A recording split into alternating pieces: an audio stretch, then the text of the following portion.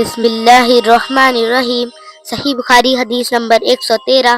میں نے حضرت ابو ہریرہ رضی اللہ عنہ کو کہتے ہوئے سنا ہے کہ رسول اللہ صلی اللہ علیہ وسلم کے صحابہ میں عبداللہ بن عمر رضی اللہ عنہما کے علاوہ مجھ سے زیادہ کوئی حدیث بیان کرنے والا نہیں تھا، مگر وہ لکھ لیا کرتے تھے اور میں لکھتا نہیں تھا۔ دوسری سند سے میمر نے وہب بن منبع کی متابعت کی، وہ حمام سے روایت کرتے ہیں، وہ حضرت ابو ہریرہ رضی اللہ عنہ سے۔ بسم اللہ الرحمن الرحیم۔ صحیح بخاری حدیث نمبر 114۔ جب نبی صلی اللہ علیہ وسلم کے مرض میں شدت ہو گئی تو آپ صلی اللہ علیہ وسلم نے فرمایا کہ میرے پاس سامان کتاب لاؤ تاکہ تمہارے لیے ایک تحریر لکھ دوں، تاکہ بعد میں تم گمراہ نہ ہو سکو۔ اس پر حضرت عمر رضی اللہ عنہ نے لوگوں سے کہا کہ اس وقت آپ صلی اللہ علیہ وسلم پر تکلیف کا غلبہ ہے اور ہمارے پاس اللہ کی کتاب قرآن موجود ہے جو ہمیں ہدایت کے لیے کافی ہے۔ اس پر لوگوں کی رائے مختلف ہو گئی اور شور و گل زیادہ ہونے لگا۔ آپ صلی اللہ علیہ وسلم نے فرمایا، میرے پاس سے اٹھ کھڑے ہو، میرے پاس جھگڑنا ٹھیک نہیں۔ اس پر ابن عباس رضی اللہ عنہما یہ کہتے ہوئے نکل آئے، بے شک مصیبت بڑی سخت مصیبت ہے، وہ چیز جو ہمارے اور رسول اللہ صلی اللہ علیہ وسلم کے اور آپ کی تحریر کے درمیان حائل ہو گئی۔ بسم اللہ الرحمن الرحیم۔ صحیح بخاری حدیث نمبر 116۔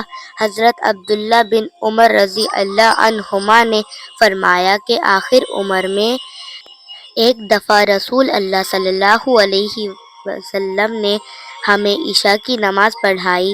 جب آپ صلی اللہ علیہ وسلم نے سلام پھیرا تو کھڑے ہو گئے اور فرمایا کہ تمہاری آج کی رات وہ ہے کہ اس رات سے 100 برس کے آخر تک کوئی شخص جو زمین پر ہے وہ باقی نہیں رہے گا۔ بسم اللہ الرحمن الرحیم۔ صحیح بخاری حدیث نمبر 117۔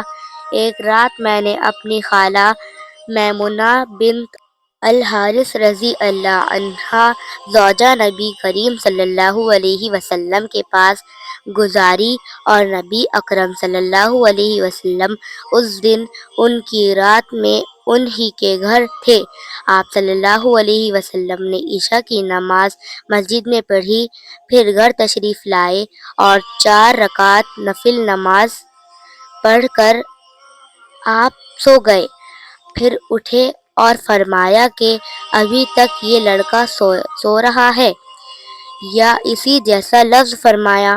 پھر آپ نماز پڑھنے کھڑے ہو گئے اور میں بھی وضو کر کے آپ کی بائیں جانب کھڑا ہو گیا تو آپ صلی اللہ علیہ وسلم نے مجھے دائیں جانب کھڑا کر لیا۔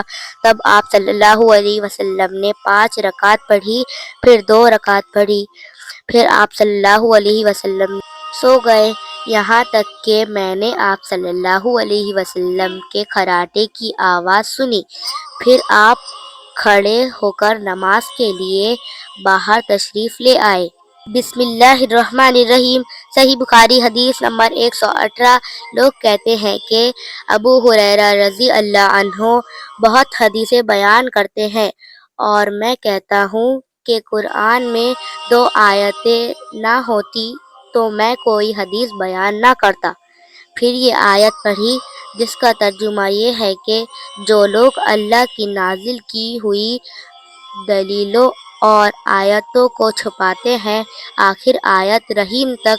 واقعہ یہ ہے کہ ہمارے مہاجرین بھائی تو بازار کی خرید و فروخت میں لگے رہتے تھے اور انصار بھائی اپنی جائیدادوں میں مشغول رہتے، اور ابو ہریرہ رسول اللہ صلی اللہ علیہ وسلم کے ساتھ جی بھر کر رہتا تاکہ آپ کی رفاقت میں شکم پوری سے بھی بے فکری رہے اور ان مجلسوں میں حاضر رہتا جن مجلسوں میں دوسرے حاضر نہ ہوتے، اور وہ باتیں محفوظ رکھتا جو دوسرے محفوظ نہیں رکھ سکتے تھے۔